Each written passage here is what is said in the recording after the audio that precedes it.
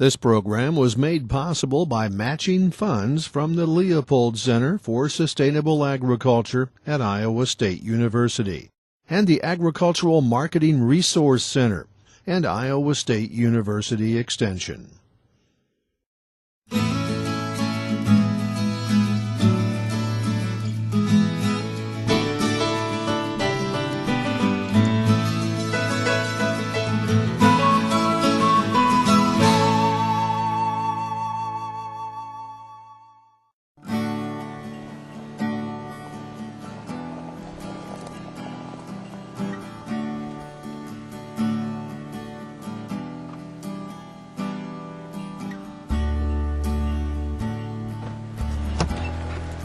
Hi, Mike. Hi. Glad to be here today. Come on in. Okay. Hey, thanks for coming out and meeting with us, Mike. Glad to be here and glad to meet both of you. And your message indicated that you're interested in grape and wine production? Yes. We've always enjoyed the wine experience. We've sampled regional wines on vacations, and we've experimented with our own fruit wines. It's been a fun hobby. Plus, we've got 10 acres right around the house here that we think would be perfect for starting our own vines. And I really enjoy being the front person in our own winery on the property, talking to customers and giving them a good experience with the wine that we produce. We really think we can make this work, and, well, we'd both like to be here at home working on this project together. And do either of you know anything about grape or wine production? Well, we have some general knowledge from our hobby efforts, but I know we've got a lot of questions before we try it on a bigger scale. Okay. Well, maybe we can answer some of your basic questions, then get you some information, and find some people you can talk to.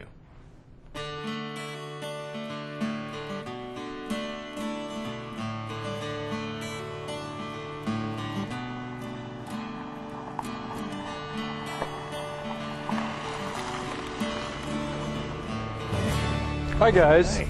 Mike White told me you're interested in starting a vineyard. Hello. Yeah, we've got a couple of questions. To begin with, we think we've got a great location. We're right off the highway, and we get a lot of good drive-by traffic without having to deal with gravel roads. But how do we know if our soil is going to be good for a vineyard? Well, first of all, from what I hear from Mike, you've got a good site in regard to the elevation in relation to the surrounding area, and that'll give you a good, good chances of escaping the frosts in the spring and in the fall.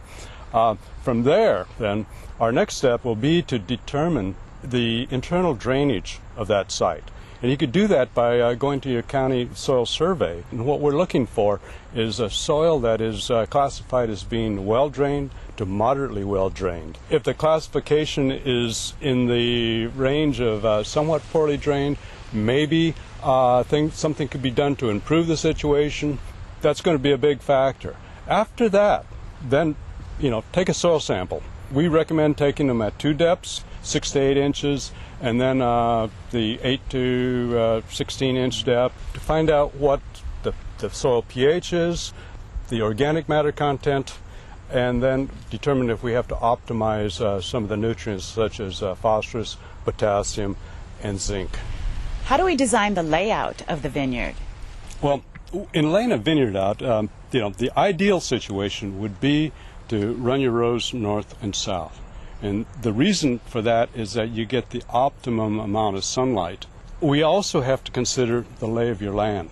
If you have a long, narrow parcel of land and that lengthwise runs east and west, then you're better off directing your rows east and west because of the cost of the end post.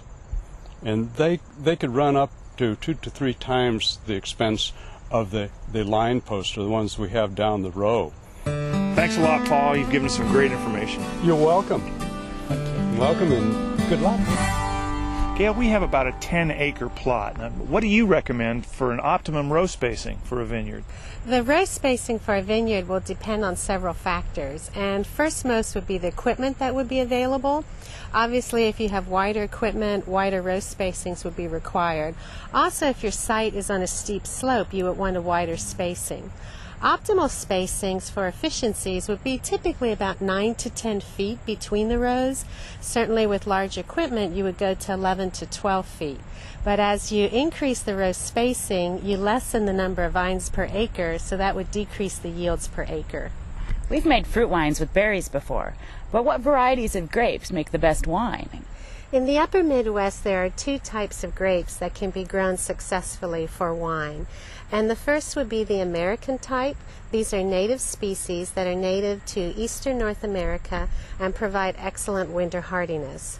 Examples of these species would be things such as Concord, Catawba, Delaware, and even another one that's very popular would be Cynthiana Norton with a warmer climate zone. The second type of grape that can be grown would be a hybrid, and this is a cross between the native species and the European grape. And these provide then excellent wine quality as well as very good winter hardiness from the American species.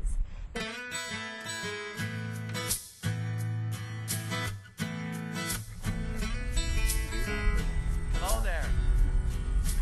Hi, Paul. Paul, when starting your own vineyard, how much money does it take? How much do vines cost? The cost of establishing a vineyard can vary considerably depending on the land costs, the type of vineyard operation you want to have, the management practice, the cultural practices, the varieties that you choose, the certain types of equipment that you'll be buying, and of course the cultivars themselves that you'll be buying. The total cost of establishing a vineyard and getting those vines into bearing, which is 4 or 5 years, is about $10,000 per acre. The cost of the individual vines range from about 85 cents for American cultivars to up to $2.50 for patented varieties.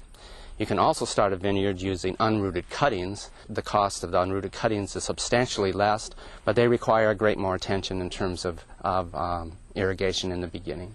Well, how much labor can we expect to put in? What kind of equipment are we going to need? To start a commercial vineyard, it's going to require significant labor, and you can count on conservatively spending more than 100 hours per acre in establishing a vineyard. You'll also need some basic equipment to get the vineyard established, and that would include a tractor and 2 sprayers, one sprayer for herbicide use, one sprayer for fungicide use. You'll also need some type of a vehicle to transport your grapes out of the vineyard, so a trailer or a small truck bed would be necessary. You're also going to need a mower. Usually a 6-foot mower is adequate for mowing.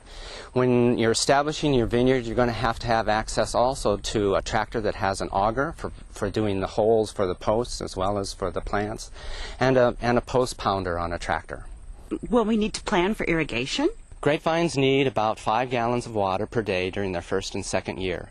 So you need to plan on having an irrigation that ensures about 10 gallons per day to prevent stress in the vines. As the vineyard gets older, that's not quite so necessary, but you must note in some areas of Iowa, soil conditions would require that the vines receive supplemental irrigation during the late summer. Well, Paul, if we can't produce enough grapes, what can we do? That's a very good question. In Iowa, for example, you can buy juice and fruit from outside the state, produce the wine at your winery, and sell it there at your winery as a native wine. In Missouri, you're much more restricted to doing that. You can only buy a very small amount of fruit and sell it at your winery as produced wine. In Illinois, on the other hand, the laws are significantly different, and you can bring in bulk wine to the state, bottle it there, and sell it at your winery. So I recommend that you take full advantage and look at the regulations and check with the state authorities.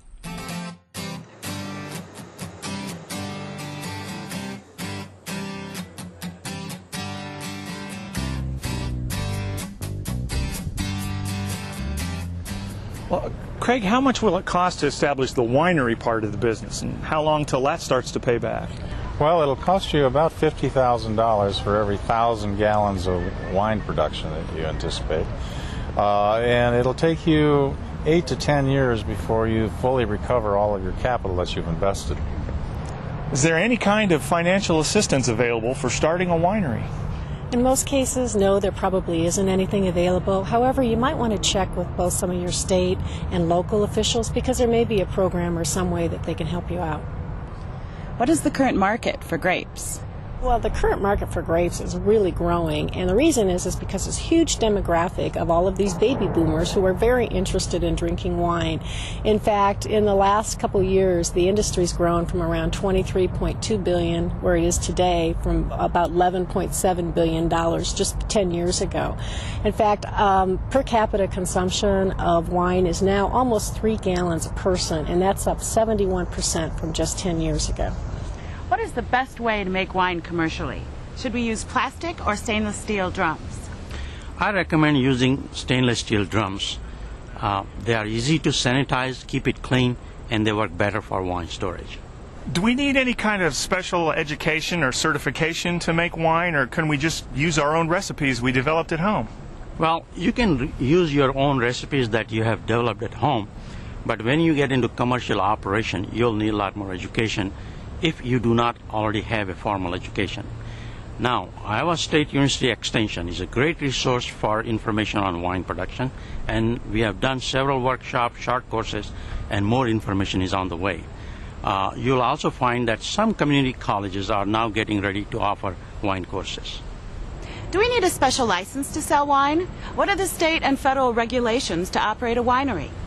Yes, actually you need both licenses. You need a federal permit and you need a state permit.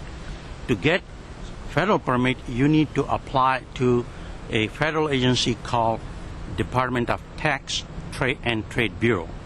And for the state permit, you need to contact State Alcoholic Beverage Commission.